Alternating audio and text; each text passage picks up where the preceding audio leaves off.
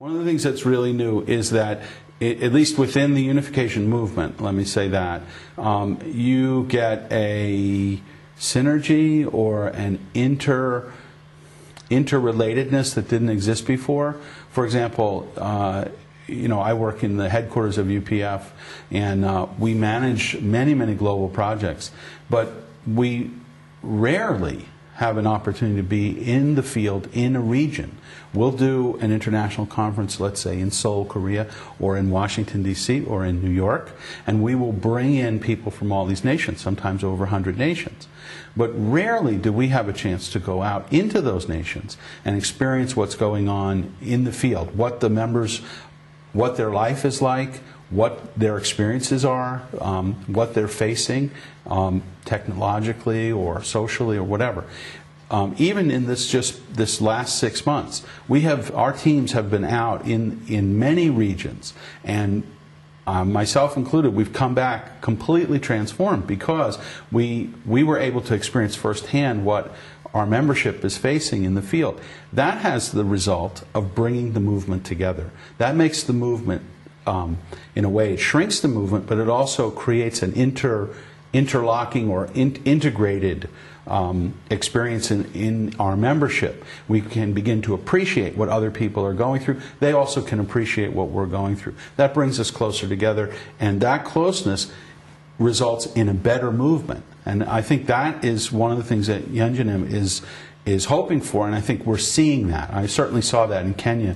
I run meetings practically and logistically, and at the end of one of my meetings, somebody made a comment, just an artistic comment about how this whole experience has been eye-opening for that particular individual.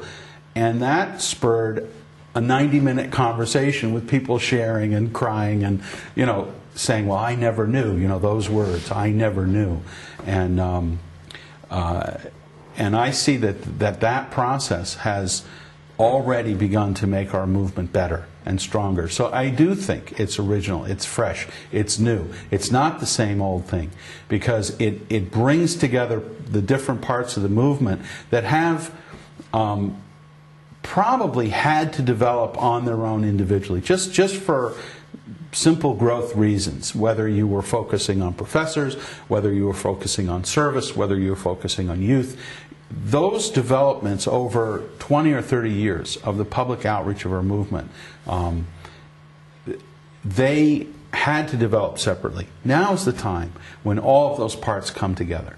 And they come together under the type of leadership that Yunjinim brings, which is a partnering type of leadership. It's not the same old method of leadership. He really is interested in bringing different parts of the movement together and making the whole, be like putting the puzzle together, and then making, that's really what this was all about. So it seems to me then that actually, although we are very much talking about outreaching to partners outside the movement, but actually the whole process right now is bringing the partnership within. It's like getting our own house in order first.